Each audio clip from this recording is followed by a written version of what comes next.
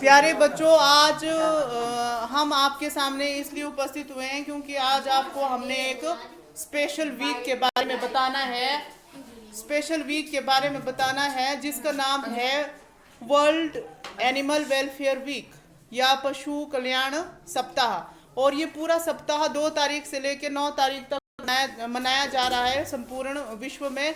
और इसका उद्देश्य है कि हम अपने आसपास जितने भी पशु हैं उनके प्रति प्रेम भाव रखें और उनके साथ सौहार्दपूर्ण व्यवहार करें और उनकी मुश्किल घड़ी में उनकी सहायता करें और किसी प्राकृतिक आपदा से निपटने के लिए उनकी सहायता वैसे ही करें जैसे हम अन्य मनुष्यों के साथ व्यवहार करते हैं, उसी प्रकार उनका भी हम ध्यान रखें। तो इसी उपलक्ष्य पर आज कक्षा 6ठी के 2 छात्र आपके सामने अपने विचार प्रस्तुत करेंगे। सबसे पहले मैं यथार्थ को आमंत्रित करना चाहूंगी। यथार्थ, class 6। Good morning to all. I am from 6th class. Today I am presenting a speech on wildlife. Wildlife is a term that refers to animals that are not normally domesticated. They are a living resource that will die and be replaced by other of their kind. Wildlife play an important role in balancing the environment and provides sensibility to different natural processes of nature. It can be found in all ecosystems, desert, rainforest, plain and other areas. India wildlife is both rich and varied. It includes our flora and fauna, animal, plant and microorganisms. Wildlife is important for us beauty, economic, scientific and survival value. It helps balance of nature and maintain the ecological balance on nature and maintain the food chain. It provides us useful substances and wildlife protect life, ivory, leather, honey tusk, etc. Besides, it also provides aesthetic value to man. We largely depend on wildlife for every elementary requirement in our life. Wildlife conservation impacts and human activity and effect directly to preserve wildlife animal forest times. It involves both protection and scientifically management of wildlife and nature have largely begun associatedly with human for memory, emotional and social reason. Wildlife play an essential role in the ecological and biological process that are yet again scientifically to life. The natural functioning of the biosphere depend on adults interaction among animal, plant and microorganisms. Wildlife has and special place on vegetation and preservation in various cultures of the world. Thank you. Very good. Now I will request second student of class 6. Please come and present his views. आज मैं आप सभी के सामने पशु दिवस पर विचार व्यक्त करूंगा। आज विश्व पशु दिवस है, यानी कि एनिमल डे। हर साल यह 4 अक्टूबर को मनाया जाता है। इस दिन पशुओं के अधिकारों और उनके कल्याण आदि से संबंधित विभिन्न कारणों से समीक्षा की जाती है। इसका उद्देश्य विलुप्त पशुओं की रक्षा करना तथा मानव से उनके संबंधों को मजबूत करना है। आइए हम भी प्रण लें कि पशुओं के प्रति प्रेम भावना रखें तथा उन्हें संरक्षित रखें। धन्यवाद। धन्यवाद बच्चों।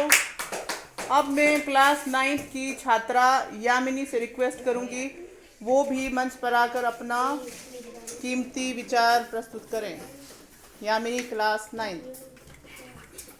नमस्कार, मैं यामिनी राष्ट्रीय विद्यालय बदा की छात्रा आज आप सभी के सामने पशु दिवस पर एक भाषण लेकर उपस्थित हुई हूँ, जो कि कुछ इस प्रकार से है। World animal day 2022। आज विश्व पशु दिवस यानी कि वर्ल्ड एनिमल डे है। हर साल 4 अक्टूबर को विश्व पशु दिवस मनाया जाता है। यह एक अंतर्राष्ट्रीय दिवस है। इस दिन पशुओं के अधिकारों और उनके कल्याण आदि से संबंधित विभिन्न कार्यों की समीक्षा की जाती है। जानवरों के महान संरक्षण असीसी के सेंट फ्रांसिस का जन्म दिवस भी 4 अक्टूबर को ही मनाया जाता है। ये जानवरों के महान संरक्षक थे। अंतर्राष्ट्रीय पशु दिवस के अवसर पर जनता को एक चर्चा में शामिल करना और जानवरों के प्रति क्रूरता, पशु अधिकारों के उल्लंघन आदि जैसे विभिन्न मुद्दों पर जागरूकता करना है। पहली बार पशु दिवस का आयोजन हेलेन हेरम ने 4 मार्च 1925 को जर्मनी के बेर्लिन में स्थित स्पोर्ट्स पैलेट में किया था, परंतु वर्ष 1931 से यह दिवस 4 अक्टूबर को मनाया जाने लगा। शुरू में इस आंदोलन को जर्मनी में मनाया गया और धीरे धीरे यह पूरे विश्व में फैल गया। 1931 में फ्लोरेंस, इटली में आयोजित अंतर्राष्ट्रीय पशु संरक्षण सम्मेलन ने अंतर्राष्ट्रीय पशु दिवस के रूप में 4 अक्टूबर को मनाने के लिए एक प्रस्ताव पारित किया और अनुमति दी। यूनाइटेड नेशन ने पशु कल्याण पर एक सार्वभौमिक घोषणा के नियम एवं निर्देशक के अधीन अनेक अभियानों की शुरुआत की थी। नैतिकता की दृष्टि से संयुक्त राष्ट्र ने सार्वजनिक रूप से की गई घोषणा में पशुओं के दर्द और पीड़ा में उन्हें संवेदनशील प्राणी के रूप में पहचान लेने की बात की थी। पशु दिवस का महत्व। विश्व पशु दिवस का उद्देश्य पशु कल्याण मानकों में सुधारना और व्यक्तियों तथा संगठनों का समर्थन प्राप्त करना है। इस दिवस का मूल उद्देश्य विलुप्त हुए प्राणियों की रक्षा करना और मानव से अनेक संबंधों को मजबूत करना है। अंतर्राष्ट्रीय पशु दिवस इस धारणा पर काम करता है कि प्रत्येक जानवर एक अनोखा संवेदनात्मक प्राणी है और इसलिए वह संवेदना और सामाजिक न्याय पाने के भी योग्य है। किसी प्राकृतिक आपदा के समय भी इन जानवरों के प्रति दोयम दर्जे का व्यवहार किया जाता था और उनकी सुरक्षा के प्रति लापरवाही बरती जाती है, जो कि बहुत गलत बात है। अंत में मैं अपनी वाणी को ध्यान देते हुए बस इतना ही कहना चाहती हूँ कि जब तक इंसान की इंसानियत सोती रहेगी तब तक पशु की प्रजातियाँ ऐसी ही विकसित होती रहेंगी। यामिनी ने अपने विचार प्रस्तुत किए, बहुत ही सुंदर विचार थे। आशा है कि आप लोगों ने उससे कुछ सीखा होगा। और अब मैं कक्षा 6 के अजय को मंच पर आमंत्रित करती हूँ, वो भी अपना विचार लेकर प्रस्तुत हुए हैं। उच्च पाठशाला बता, आज मैं आपके सामने पशु दिवस पर विचार करूंगा। आज विश्व पशु दिवस है, यानी कि वर्ल्ड एनिमल डे। हर साल ये 4 अक्टूबर को मनाया जाता है। इस दिन पशुओं के अधिकारों और उनके कल्याण आदि से संबंधित विभिन्न कारणों की समीक्षा की जाती है। इसका उद्देश्य बिल्कुल पशुओं की रक्षा करना तथा मानव से उनके संबंधों को मजबूत करना है। आइए हम भी प्रण लेते हैं कि पशुओं के भीतर प्रेम भावना बनाएंगे तथा उनके सुरक्षित रखेंगे। धन्यवाद। धन्यवाद अजय, बहुत ही सुंदर विचार प्रस्तुत किया आपने।